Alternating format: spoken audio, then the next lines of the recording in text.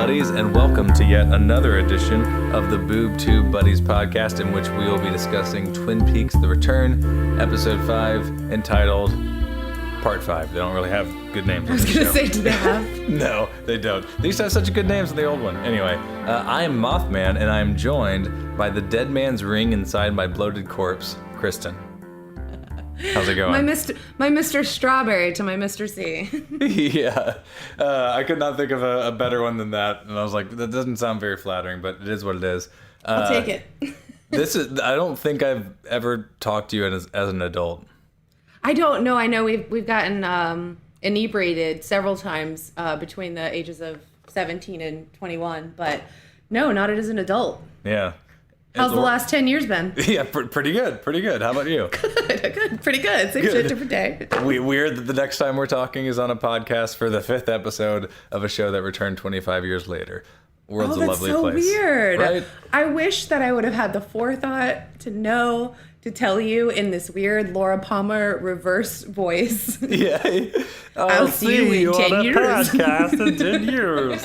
Yeah. That would have been amazing. Okay. Well, we're on the social medias. We're on Reddit, Twitter, Facebook, Instagram, all that stuff. The best way to support us is just to share our posts or tell people about us, get us new listeners, and obviously we love the interaction. As a matter of fact, we're going to be interviewing Brooky on this episode. Brooky Shy Shy is one of our OG fans, and he now has a regular segment on the Twin Peaks podcast because he is such a ridiculous hardcore fan. So anyway. I loved his stuff in the first two reviews that you guys did. Yeah, he is a lot of fun. He is out there, but he's my type of intellectual, which is like slightly crazy, and that's a compliment. So anyway, love it. Well, to kick things off, you obviously have been listening, which I really appreciate. So I hear you got some weird news for us. I do. Just two weird fun facts. I wanted to be like fun Fargo facts. Apparently, I've been doing too many shows tonight. Yeah, I know. But oddly enough, a 39-year-old woman in Massachusetts, she was pulled over for a DUI after crashing into several mailboxes, causing her tires to completely deflate. As she's being arrested, she starts laughing, and she's like, well, there's one more thing. And they look at her and they're like, what? All of a sudden, she rips out a bearded dragon from her bra. What? Yes! Animal control took it. No bearded dragons were harmed in this podcast. Wait, yes. so like a Komodo dragon, are they a smaller version? No, not a Komodo dragon. That would just be insane. I'm just wondering how big are this woman's breasts? How big are her tits? Exactly. No, just your average bearded dragon. It basically has to be Dog the Bounty Hunter's wife. I'm just imagining, have you ever seen that Marlo Brando movie with Matthew Broderick where they have to carry around the Komodo dragon? That thing's fucking huge. Is that the Island of Dr. Moreau? No, that's not something as serious. I can't remember the name of it. So there goes my credibility. Okay. No on worries. to the next story. Yes. Okay. Next one. That was a good find because it's like almost a twist ending. I thought she was going to have a dead body in her car or something morbid, but no, it's just a dragon. No, just your every run-of-the-mill, everyday dragon. I wish it was just a dragon, bearded dragon. Yeah. So, New York. Upon returning home from vacation, a Brooklyn woman was surprised to find a pigeon had snuck into her apartment and 2 eggs were living inside her pasta strainer. Oh. So, gross. Yeah. So she had pigeon eggs inside her pasta strainer? Yeah. I mean, what do you do in that situation? You just cook them, right? I guess so. But... No. Did you say awful news? Yeah, not weird. More than weird, just awful animal-related news. What a horrible thing to come back from. I think I'd rather be robbed. Yeah. Know what I just learned in the last few years, which is odd? I always just kind of assumed every egg was basically, a cooked bird fetus, right? Yeah. But it's not. Well, it's not? No, I mean, chickens lay eggs no matter what, and a rooster has to fertilize them. So the eggs that you eat are just non-fertile eggs. Oh.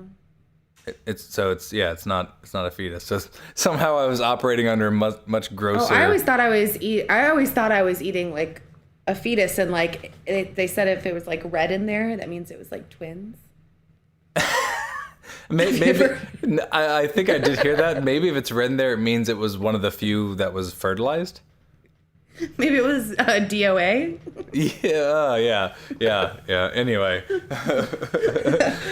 Okay, on to the weird stuff. Yeah. Okay. Well, thank you for bringing those two gross news stories. We really started off on the right foot.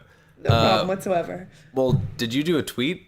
I did. Okay, perfect. So I can throw to that segment and not be worried about it. All right. Well, then this is Summon It Up in a Tweet. Oh, yeah, we're summon it up. So summon it up. Summon it up. Oh, yeah, we're summon it up. Oh, yeah, we're summon it up. So summon it up. Summon it up and up. Tweet.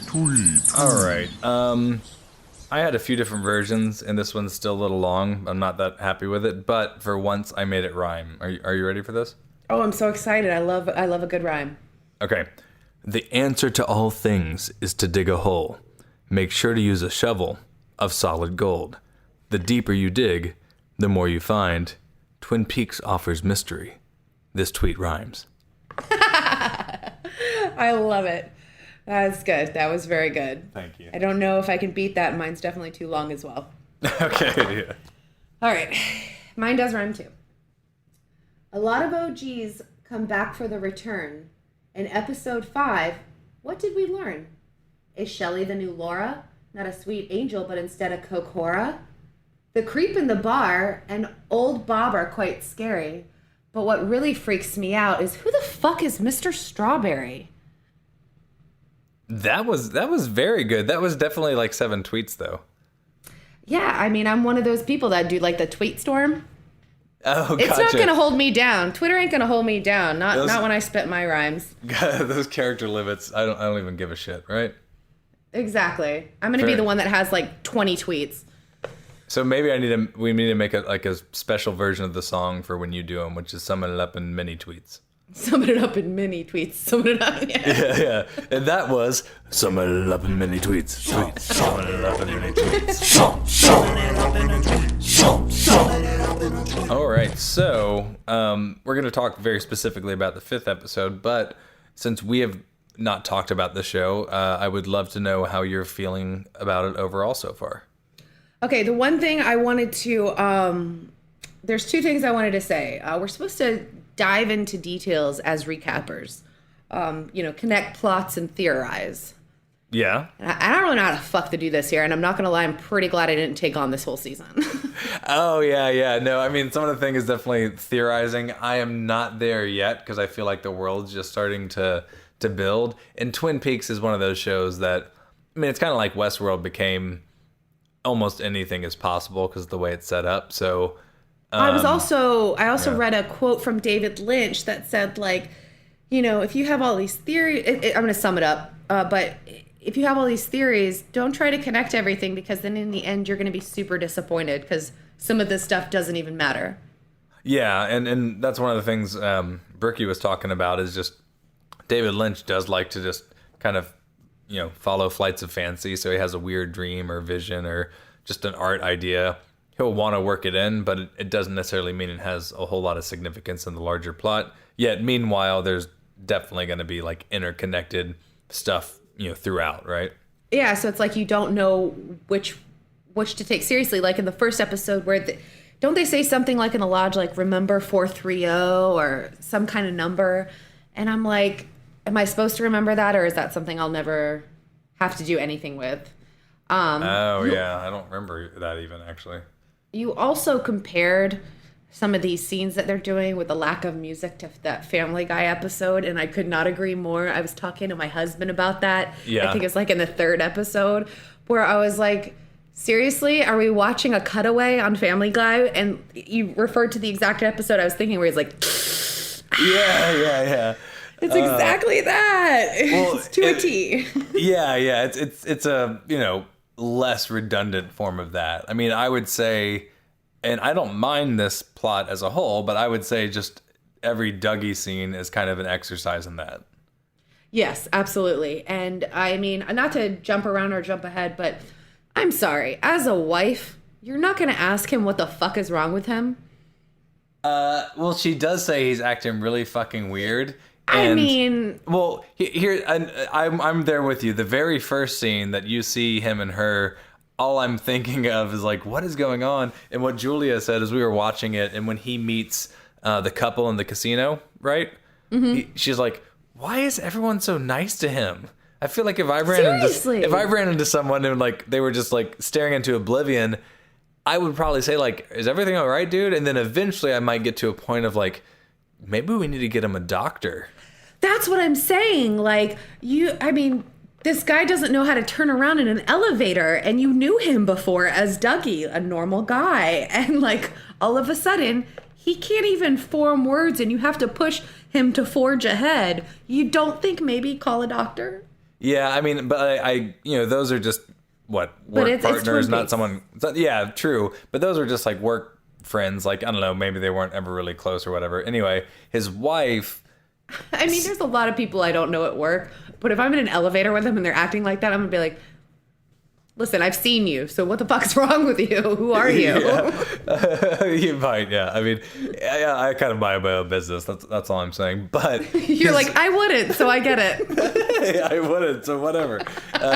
What I'm saying though is his wife obviously knows he was just at the casino because like the dude drops him off and is pissed at him, and also maybe thinking though like he's drugged out of his mind, which is why he's being driven home. So that was my reasoning for her not being more surprised. That's a good point. But then when she sees all the money, I think her mind at that point is like, oh shit, like we can pay off, I don't know what it is, gang debt or whatever. But then the next morning, and it's one of the funnier scenes in this season so far, when he's drinking coffee and like it's hot and he just goes, ah. Yes. That is what I would be like, yeah, I would probably be calling a doctor. Are you okay? Yeah. She's like, funny. Listen, his weirdness comes with money, so coffee. I'm just not going to question it. Yeah. But I mean, overall, are you enjoying the Dougie stuff, particularly this episode's? I mean, how can you not? Oh, yeah. The green chai latte is laugh out loud funny. That's what I had planned. I was going to say that you're the green chai latte to my Frank. That's what I had planned. Oh, it's just so funny because Frank's like, oh, what? Come on, man. I thought he would. One thing that kind of can bother me in shows is when they don't do what I would consider the logical response, which, I mean, I guess is hard to equate because everyone's a little bit different. But I would have been like, come on, you know you never finish it. You know, so he wanted one, but then he's like, here, try the green chai latte. And I love how the moment it hits his lips. Yeah, but also I love that he tried to be no, it's not what I want. I don't even want it. And then 2 seconds in, he tries it and he's like a kid in a candy store. I just love the look on his face, like, I want my coffee. Yeah. That's so great. Those antics are fun. And then what's with that one girl being all into him? Oh my God, I know. And what a creep. She's got like, and I love how they make it first. Like there's the good looking guy next to her trying to come onto her and she's like, not interested. Yeah. And then she's got fucking Dougie over here holding his shit. Like, is he need to go to the bathroom? Is he pleasuring himself? What's he doing? And she's like, yeah, I'm totally into this one. Yeah, I'm totally into that crazy behavior. Maybe that's like the animal magnetism I've always read about but never seen. That's exactly what it is. It's just actually, acting like an animal, and that brings ladies to you instead of my favorite. Oh my God, you know who that is, right? Of this whole episode is Tom Sizemore.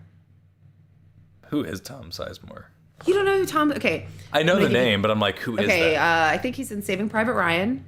I know he's in my favorite movie growing up was Heart and Souls with Robert Downey Jr., where all those dead people are like attached to him. And it's like it's a lighthearted, like romantic comedy. But if you saw him younger, you'd be like, holy shit, that's Tom Sizemore. But he definitely was on one of those like Dr. Drew shows too. So he's had a rough time of it. But he's the one that Dougie accuses of lying. Oh, and the guy's and the guy's like, what the fuck? Yeah, exactly. And then it gets him in trouble. Yeah, look that dude up as younger and you'll be like, holy shit, that's him. It's like when you first see Val Kilmer after seeing movies from him in the 90s. Or if you've ever seen just Mickey Rourke. Yes. Oh, I mean, that just goes without saying. Like, what the fuck happened to that guy? Yeah. Yeah, Mickey Rourke is something else. I call him, quote, Mickey Rourke now. Oh god, the artist formerly known as Mickey Rourke. Exactly. Now it's kind of just like Rosie O'Donnell's chin with hair. Yes. I love the return of all these characters in this episode, though. I'm not gonna lie. Like, they had some good OGs in here. They did, such as. Okay, so one of my understated ones that most people might not recognize because now he's just the older version of himself was Mike Nelson, the football dude. We also got the return of Nadine, the eye patch wearing wrestler, but the too young guy that she dated. Yeah. You remember that guy? That was the guy. Yeah, Nadine's watching Dr. Jacoby's thing, which was amazing. Yeah. But the guy that she dated back in the the 90s, the football player who was too young for her. You know what I'm talking about? Because she was with the older dude who ends up with Norma at the diner. Yeah, maybe I just didn't realize that was like an older character. Yeah. And she ends up like obsessed with the dude from high school, but yeah, it's completely inappropriate. What you're talking about, and I can't even put a face so the on guy it. that ripped that weird guy from Get Out, the movie Get Out. Yeah. Did you see that? I did. Okay, so that dude that's now in this season who comes in and he's like, that's the worst resume I've ever seen in my entire life. Yeah. That's him. Oh, weird. Okay. Yes, that's what I was like, whoa, that's him. That's crazy. That him, obviously Nadine. She's one of my favorite people in this entire world. Yeah. She's just amazing. We have, obviously, I know we've had Dr. Jacoby already, but like this as Dr. Amp. Oh god, the fact that he is like a mix between like a Rush Limbaugh and then like a YouTuber. And yes, like an Alex Jones, like so over the top conspiracy theory. He's so Alex Jones. That's such like on the fucking money. Oh my god, yes. Oh god, it's so good. But then what's funny is I can't even remember what Brooky tied it into, but he said, "I'm just saying, man, like the gold shovels and shit." He may not even said that in the show because we probably talked for about Twin Peaks for like half an hour after the recording was over. But anyway, you're expecting it to be something, I don't know, intriguing and kind of like David Lynch said, like not everything's really that connected. It's just such a fun little slap in the face that it's just a fucking like infomercial. Oh yeah, that the whole thing that we've been leading up to since the start of this season. What is he gonna do with a shovel? What is he gonna do? He's gonna paint it and he's gonna fucking sell it for $30. Which makes me think like, I guess I've not bought but maybe one shovel in my life. I feel like shovels are $30, but maybe they're $5. I can completely relate to anybody who's going to buy this. So I know you've been listening to our stuff and about pearl parties. I would never go to Dillard's and buy a pearl for the price that I paid. But the fact that it came from this, I'm like, oh, I have to have it. I can't live without it. So I'm pretty sure that's how Nadine felt. Yeah, I guess so. Like when this person I absolutely love and watch every day spray paints a fucking shovel, I gots to have it. But I just love his like intro where he's like, it's 7 a.m. Do you know where your freedom's at? I kind of want that to be my alarm clock now. Oh, God. Yeah, that is very, very to funny. Wake up for work to that quote every morning. Yeah, that would be pretty patriotic to say the least, right? Pretty apropos for going to work. Yeah, absolutely. I don't know where my freedom is at. No, I'm about to go get chained to a desk for 8 hours. Exactly. Yeah. Exactly. So what else cool happened in this episode? At this point, it's probably as good a time as any to throw to Brooky Shy Shy, who is going to talk about David Lynch's like history of being accused of misogyny, and as a typical white male, he's going to defend him. Player 3 has entered the game. Alrighty, well, we are here again with Brooky Shy Shy, who we all know is not so shy, but he also knows how to drop some fucking knowledge, because last week we talked 20 minutes about chaos magic, and I guarantee you most of the audience was like, what the fuck was going on? But they left all the wiser and all the smarter for it, and that's why not only do I love you because you're a fan, but I just love you because your interaction is just next level shit, and so I cannot wait to hear your response to episode 5, which, before we get into it, was the most outside of what I think you're going to cover, was the most like traditional Twin Peaks feeling episode. It was very procedural. It was kind of quirky. It felt more like an episode from season 1 or 2, less like the weird Lynchian shit, but obviously it still goes off the rails in some ways. Yeah, I mean, overall, like, I really enjoy how it's all like, it's called the Twin Peaks: The Return, and it's all slowly going back. Like, you can finally start to see like Cooper and Dougie, like, slowly, bit by bit, like he's pulling it together. Yeah. And Jade sent the key, the Great Northern Key, back to Twin Peaks. Mm-hmm. There's pieces coming together, and we're seeing more The of ring Twin swap. Peaks. So, yep, you have that too. And I mean, you probably haven't gotten that far yet, because at the end of the episode, conclusively said that the body is Major Briggs. I mean, God, what a horrible fate to befall my favorite Twin Peaks character, to be beheaded and kept as a corpse by evil Cooper's doppelganger in some sort of metaphysical, crazy puzzle piece, you know? But man, God bless Major Briggs. I mean, who would have thought that he would be the key in all these things, right? So nuts. Yeah, that's some weird shit. That's Briggs' body on top of all things. So horrible. And then it makes so much terrible irony. We were talking about Chaos Magic last episode, where Briggs's head floats by. Like, that makes so much more horrible sense. Horrible, terrible sense. And he says Blue Rose. Oh my God, dude. It's a very impressionistic show, but once you like key in on those little things, you're like, oh wait, what? You know, which so, kind of goes into what we're going to talk about. Yeah, it's so weird and tongue-in-cheek in so many ways. Like, of course, the floating head is really a decapitated head. Like, the fact that it mirrors reality so succinctly is actually not so Lynchian, but it's just done in a way that it's so fucking off its rocker that it kind of oddly fits. So I'm going to let you take it from here. There's a really weird scene that I think is what you're wanting to dive into. So let's make it happen. Well, you gave me the opportunity to talk about like the more deeper thought aspects of Twin Peaks and David Lynch. And I think I've been seeing like a lot of reviews and in the fan community, critical awareness being placed on the fact that this season has a definite uptick in explicit violence against women, which has always been like David Lynch's big lightning rod accusations of misogyny. And I believe definitely that he does portray misogynistic things in his movies, but I don't think I would call him a misogynist, if you know what I'm saying. Sure. It's more about like the impact of total awareness of the horror that man can perpetrate against women.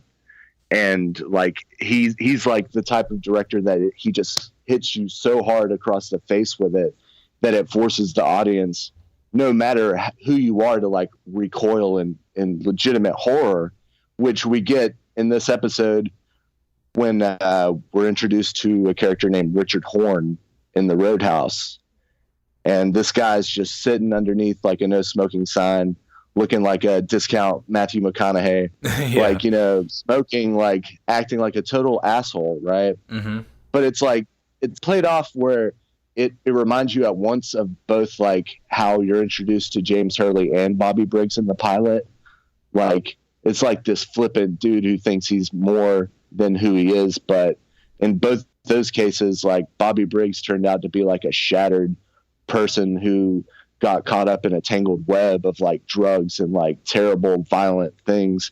And James Hurley is just this kind of like clueless guy who only like knew about his motorcycle and like the beauty of the world, which is why everyone hates James, right? Yeah. You know, but this guy in the Roadhouse, which is such like an iconic location, like we've only been seeing these beautiful scenes of all these dope bands playing, you know, and then we get like Shelley drinking with the girls, and then we get the James It's Always Been Cool thing. It's so much nostalgia.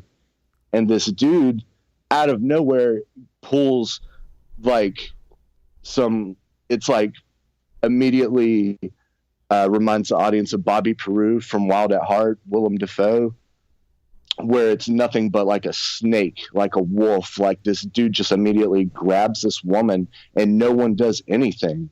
You know what I'm saying?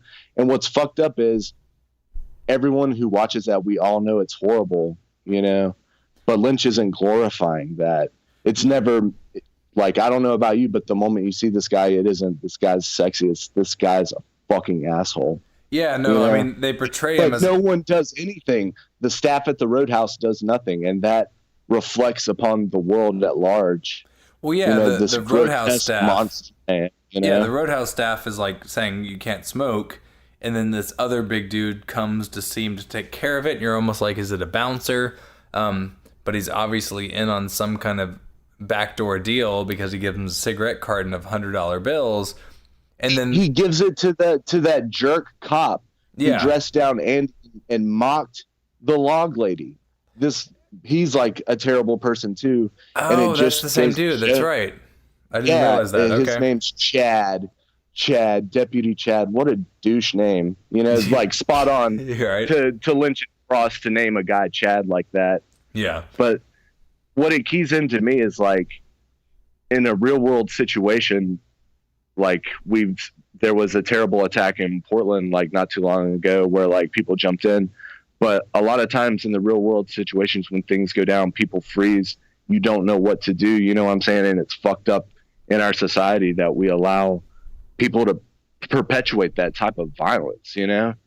And it's like people can criticize Twin Peaks and David Lynch, but like if the old Twin Peaks was a reflection of its time, which if you really think about it, was about how repressed we were in the 80s and the 90s, where, all right, there's a murder mystery and Laura Palmer is like this object, this dead woman, but slowly through the investigation and through Fire Walk with Me, we realized that she was a real person. She had her own life and her own dreams and her own ambition, and she was stuck in this fucked up.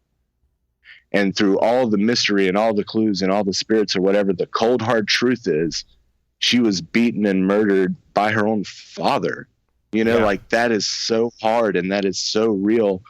And maybe that is why David Lynch didn't want to reveal it, because it's like when you are like when you have a true feminist like viewpoint, it's like you realize that a lot of things that hold this world down and hold people like you and me down, whether we realize it or not, is the fact that like men are like the ultimate font of cruelty through sheer physical prowess and status, say what you will, but that's like a cold hard fact that most of interpersonal violence in the family comes from a man. Like, and when it's shown on screen like that in a blunt way where it's not romanticized, and there may be cool music playing, but the way it's shot, you realize that this isn't like this dude isn't like an anti-hero. This dude is a monster.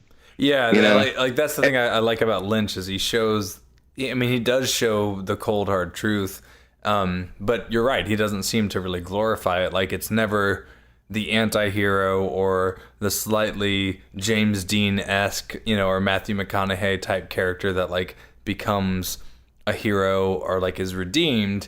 It's just shitty people that are this way. And I think to shy away from it in a show that, I mean, the second season in the 90s had some like pretty heinous stuff that happened to her once they kind of revealed what happened, even before Fire Walk with Me. Oh, absolutely. Right? I would go on to say that the actual point of revealing that Leland Palmer was the killer and the whole heavy implication that this guy had been molesting his daughter for years and killed her in basically a jealous lover's rage is nothing short of horrifying. Sure. And for all the people, for a show that was built on so many people being angry at the time, to say, who killed Laura Palmer? And then to show it in that reveal scene, it's like slapping an audience across the face and being like, you want to really know?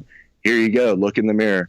That's why Bobby Briggs says at Laura Palmer's funeral, we all killed her, because society ignores these problems. Like Lynch like uses art to like show like a pure truth in it. And like, it's not like these men in all of his films are like normal people. It's like a horrible, grotesque form of normal where it's like watching what a real demon would really look like how people describe like Ted Bundy or like a serial killer. It's like they radiate like a certain power off of them. Like there's something truly like an infinite well of like horribleness about like the pure violence of a man, you know, like Dennis Hopper in Blue Velvet. Like, yeah, it's almost like it's such a catharsis when he finally gets killed. You know what I'm saying? Sure. Like, it's crazy. But like, what's also interesting in Lynch films is like violence upon women is always perpetuated by a man, but violence upon men in Lynch films are it's always like an absurdist situation where it's like an act of God, you know. It's like sure, the hubris of the white man can only be usurped by fate itself, you know. Like Dougie Jones is just this dude, you know, he's having like a bender weekend and like he's out with an escort and all of a sudden he's sucked into this indescribable region and has his soul turned into a golden marble and, you know, he's gone. Or it's like the ultimate death of Bobby Peru in Wild at Heart, where he just like falls forward on a shotgun and his head explodes like a balloon, like a grotesque, hilarious moment of pure terrible horror.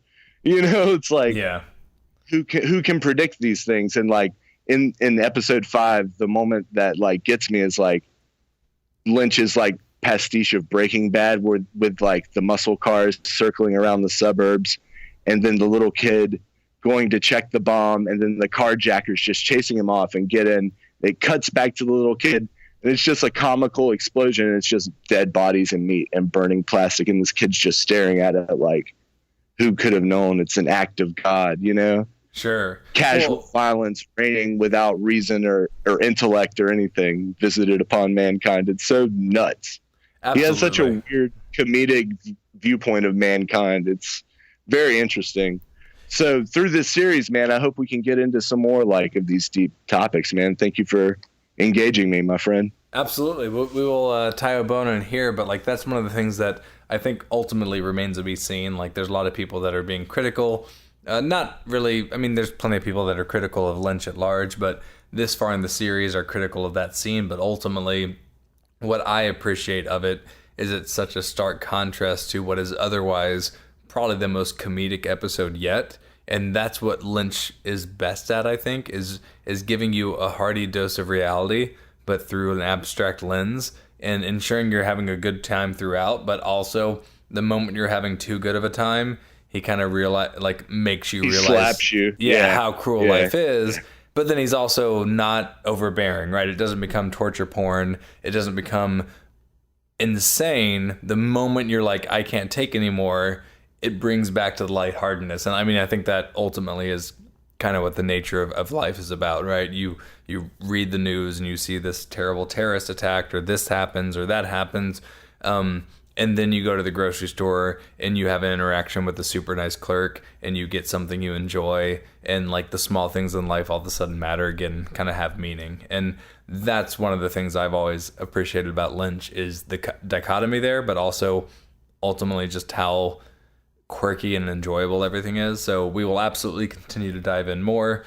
I'm very excited about we're only 5 episodes in to, so we got 13 left. So there's 5 parts of an 18-hour movie. Yeah, basically. So we got tons more to dissect and geek out about. So once again, thank you, Brooky, for not being so shy. We always appreciate it, and we will talk to you next week. Absolutely, man. Check you later, little buddies. Player 3 has left the game.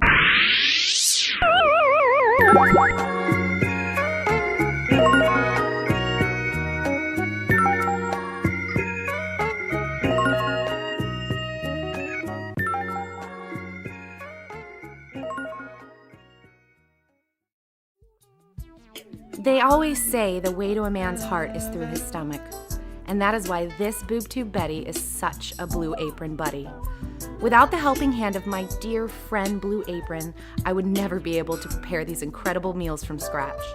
Go to www.blueapron.com/BTB and sign up for $30 off your very first order. For many months now, I have impressed, Blue Apron has impressed all of my gentlemen suitors. Listen, they don't need to know that Blue Apron did all the heavy lifting. Again, don't forget to visit www.blueapron.com/BTB to save a little money as well as time. Thanks, little buddies. Once again, thank you, Brooky Shy Shy. Not only does this guy love to talk Twin Peaks, but He's organized. He has notes, and you literally ask him like one prompt, and he can just get his entire spiel out. So thank you for creating great content on us. I would like to ask you, really, what we talked about more than anything was just this new character, whatever Horn. I already forgot his name, but the dude that like violently grabs the girl and starts assaulting her. Yeah, Richard Horn. It's got to be Audrey's son, right? Yes, Richard Horn. So he's and possibly Evil Cooper's? Maybe. Oh my God. How would that be if Cooper and Audrey actually hooked up? That's what I'm saying. Yeah, like after he was Bob at the... Oh, that makes perfect sense. Oh my God. What are you talking about? You don't have any ideas on theories. That's fantastic. That would be some shit, wouldn't it? That would be, but I mean, how does scenes like that, like without there being any context, and it's literally just this like assault scene, and the fact that a lot of David Lynch's stuff, including Twin Peaks, has like copious assaults on women. I don't know. How do you feel about it? I'm pretty sure he rapes people in the past. No, I don't know. Like on the DL. I feel like it's the thing I like. I don't have an issue with it because I think he portrays it in a negative light, but it's also a dark enough show. But you know, some people, just like with some people, like hate horror movies because they think they're all torture porn. And you know, meanwhile, I mean, it was perfect though. It was what you were not expecting. Yes, agreed. You weren't expecting that to happen, and then all of a sudden you were like. And then you were also like before then you were expecting him to probably get in a bar fight, and instead he just gives some dude a cigarette carton of $100 bills, y'all. That wasn't just some dude. That was one of the deputies from the Twin Peaks Sheriff's Office. Yeah, that was the asshole deputy that he said, like, you know, go home or whatever. Yeah, exactly. And that guy, it felt very like, I don't know, like he should be from the 50s. Like he should have that cigarette pack rolled up into his white t-shirt. Absolutely. He had the grease pack hair, and they're playing with the band that's very like rockabilly, no lyrics or anything even. Exactly. I thought that was the end of the episode because they've been finishing these episodes with the band. So I thought as soon as me too, the band came up, it was the end of the episode, and my husband was like, "Oh, is that the end?" I'm like, "Yeah." So I'll be right back. And then all of a sudden there was conversation happening. I'm like, "Yeah, it's not." Like, yeah, leave it to Lynch to just fuck with you. Just when you think you got it pinned down. I know. That's his calling card. I did put a note on Andy's hair. Because you guys talked about Andy's hair, and I have one more comparison for that. Do you remember the Nickelodeon cartoon Doug? I do. That's who his hair looks like. Bully? It's like, no, yeah, whoever. Yes, that's even better. What's his name? Because he's got that like thick thing that goes right up in the middle. I feel like it's Bart, but it's not Bart. It's something along those lines. Scooter is his friend, right? Yeah, Scooter's the friend. And he kind of has hair like that, too? I think they all do. Wait a minute. He just looks like Doug the Animated Series. Exactly. He's just Doug altogether. Oh, God. Man, you know what the problem with cartoons is? You look up one voice actor and they play like half the cast. Doesn't, the guy from Doug is now in Robot Chicken. Oh, I didn't know that. Yeah, fun fact. That is a fun fact. I was at a friend's house who was watching it, and I'm like, I know that voice from somewhere. I know that voice, and I looked it up, and I'm like, I'm a cool guy. It's definitely from Doug. Awesome. Pretty proud. Yeah, pat on the back. Yeah, no, it's the bully. The bully is the one that really has the swooped up hair. Yeah. Yeah, you're totally right. The blue dude so has like... It actually makes sense because he's got like the leather jacket and the bad boy look. Oh, God. He's basically a 50s bully as well. What a world. Pretty much. All right. So we just figured... We just tied that plot together. We just figured out David Lynch's most profound influence. Exactly. And his master plan. All of a sudden, next thing we know, it's Rocko's Modern Life. Like we'll be drawing comparisons from... Have you ever, since we're talking about other shows, have you ever watched, is it Children's Hospital? General Hospital? Oh, yes. Children's Hospital with Rob Corddry. Yes. He's in it, right? Yeah, and then there's another one that's like NTSF, SUV, whatever. It's kind of like a CSI, like... Yes. CSI, sports utility vehicle. It's one of those jokes. But all those really weird, that one's with Paul Scheer from The League, all those weird Adult Swim shows. That one dude that like is the manager at the casino and gets the shit beat out of him. I've seen him in only like those weird 15-minute Adult Swim shows. Because I'm like, I know this dude from somewhere. Has he ever been on the Tim and Eric show? I'm sure he has. Like I've seen him in a few of those shows. There was one that was about a sheriff that was like super over the top and violent. That sounds about right. Yeah. Can we talk about Jim Belushi coming out of fucking nowhere? Like, and not even having a speaking line. Exactly. He's just muscle. He's just muscle, and he like, what's that really popular show he's in right now? Like, it's all about Jim, or what? I don't know. That is a show of his that was not popular and was canceled from like the 90s. Oh, I don't know. Never mind. I'm thinking of According to Jim. Maybe he does have a new show. It is According to Jim. Oh yeah, that show, like, According to Jim. Jesus, what a dated reference. Dude, I thought it was just on like 2001 to 2009. Okay, I literally put it next to The Big Bang Theory. Primetime shows people should not watch. Right? Yeah. Well, yeah. Big Bang Theory, though, at least anyway. I know him from that too, and the ongoing joke for me is I always hear, the lesser Belushi, like the talented one, unfortunately died of drugs. Oh my God! Thank you for saying it, because I had it written down and I didn't want to. Well, I already made fun of Rosie O'Donnell. To be fair, if you saw the very specific photo of Mickey Rourke IMSing, you would get the comparison. Oh God, I can't wait. He looks a little bit more like Leatherface, to be honest. He really does. Chainsaw. Yeah, he looks like a face is sewed onto him. Oh my God, they should just hire him for another remake that they'll obviously do and save a little money. Yeah, absolutely. Oh God, and they could even say, like, they can even put some bullshit at the end, like special effects makeup by, and it was really just his face the whole time. Himself. It just says himself, like when it's like played by. It says God. God. Time. Yeah. Or it actually just has the plastic surgeon's name.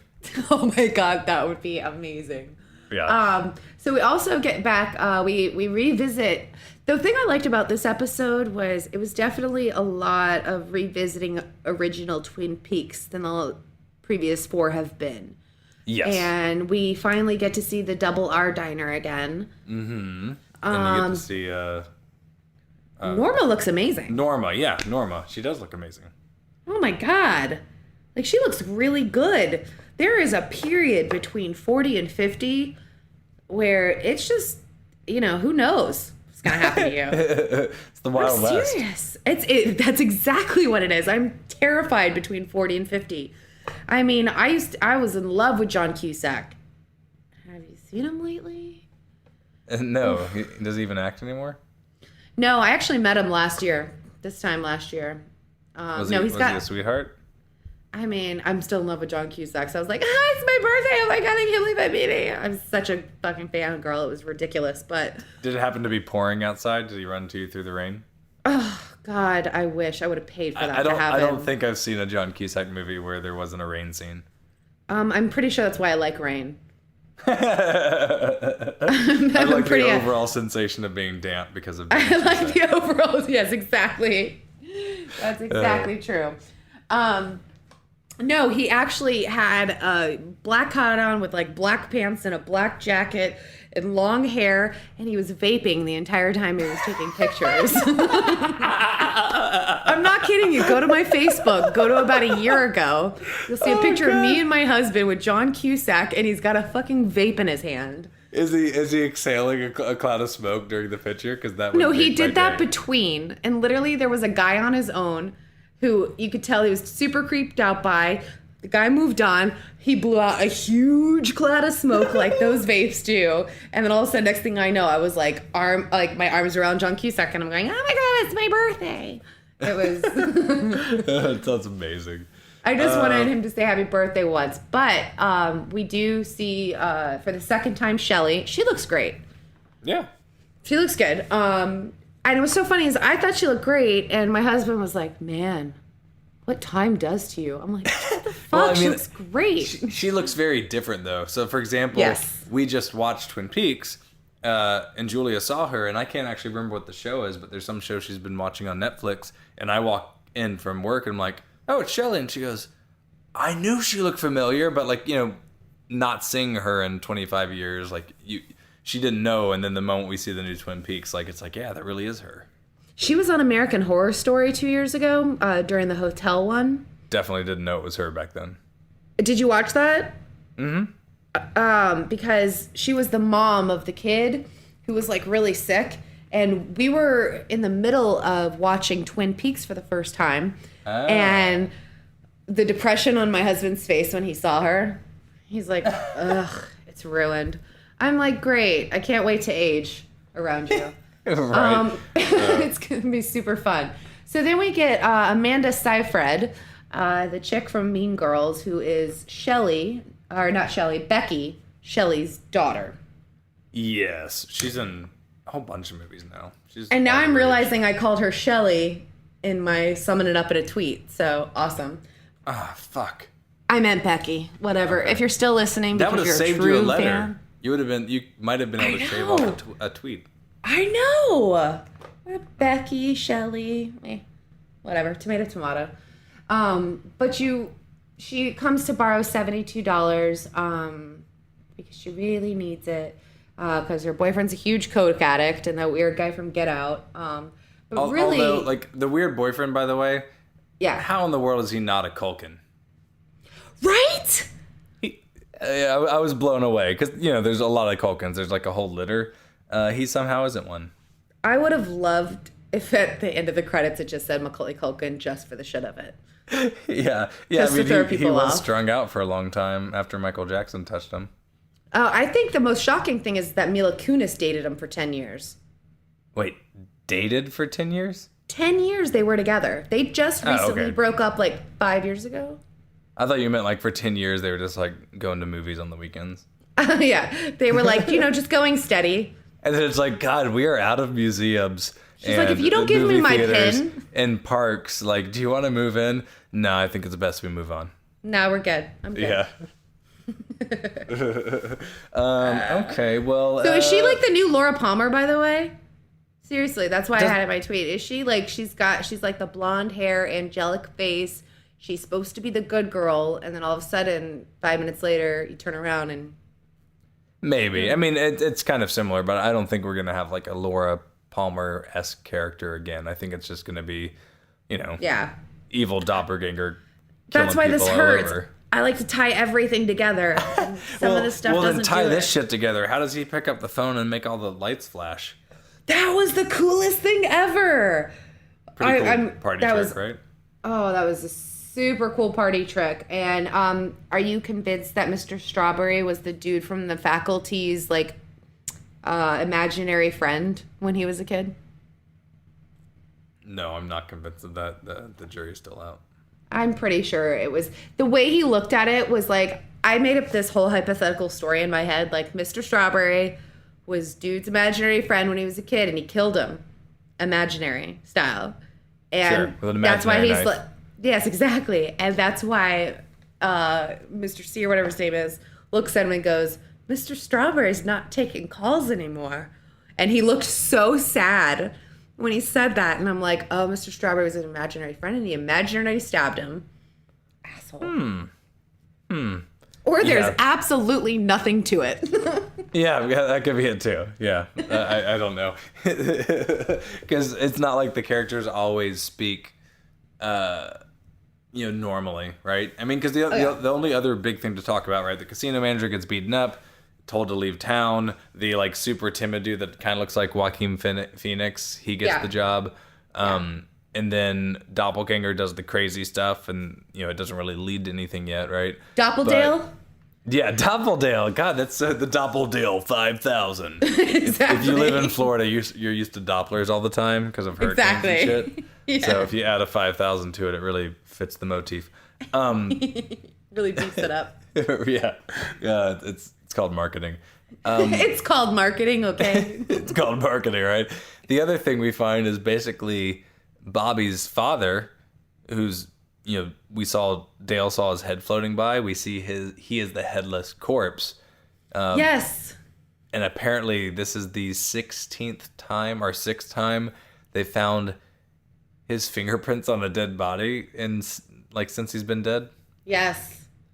So who the fuck knows what that means? And he has Dougie's ring in his stomach. Yes. I loved the coroner. She was amazing. Oh God, trying to do stand up. Well, the headline is, I just gave you the headline. Actually, I just gave you the headline. I'm pretty sure I know what happened to this guy. Yeah. She reminded me a little bit of Winona Ryder for some reason. Yes. Yeah. She's been in a ton of other stuff, but I can't exactly. She's one of those characters where, like, I've seen you in everything, but I have no idea what you're in. Wait, is this that? This isn't that episode. Either way, like, there's some characters, like, when they introduce them, it almost seems like a one-off. You're curious if you'll ever see them again, but they're, like, very memorable. And one of them was Truman's wife. Yes, no, that was this episode. You're impossible. Yeah. Oh, God, he was, like, the most mild-mannered dude. Just mentioning, oh, so I can afford to buy a bigger pail, but I can't, like, your father can't get his car fixed? Yeah, it's so funny, too, is I was doing something else when this scene was happening, and Jason goes, wow, I really feel like this guy in life sometimes. And I go, what? Rewind it. And he goes, actually, no, I don't. And I'm like, no, seriously, rewind it. Rewind it. Yeah, that's funny. Good times. Good. Anything else? I think we tackled the episode. The last two I've done have been, 2-hour-long premieres, but this one sped right by. I have one more question, and then we can kick this pig. Where that car blew up, that kid walked out, and the car blew up because they're looking for Dougie and all that. Is that Walter White's neighborhood? Oh my God. I had no idea what you were going to say, but I was immediately going to talk about, don't worry about it, Mike will find them. I'm serious. I'm pretty sure that's the exact same set. I've been watching Breaking Bad, Better Call Saul, and there's another suburban scene with a tracking device on a car, and that's all I thought about. The same thing as I was going to make a Breaking Bad universe joke. Man, we're on the same page. I love it. Oh, and by the way, that gold jacket he wore, your wife was so right. Holy crap about Albertsons managers? Yes. It also reminded me of the Masters jacket in golf. Oh, that's right. It's PGA is green, Masters is yellow. Yes. Yeah. So, cool story. Wait, no, Masters jacket is green. No, Masters jacket is like a weird gold, right? I'm just going to type in gold jacket. Oh my God. If you type in gold jacket, it is a treat and it's not what you're looking for. Oh my God, I can't wait. Just some really gaudy gold jackets. I got to get some of them. All right. I love it. Well, without anything else, would you like to tie a bow on this bitch? Let's do it. That was awesome. It was awesome. Okay, bye. We'll see you next time. That was your line. Man, no one ever does my catchphrase for me. What? See you later, little buddies. Yeah, that was perfect. You nailed it.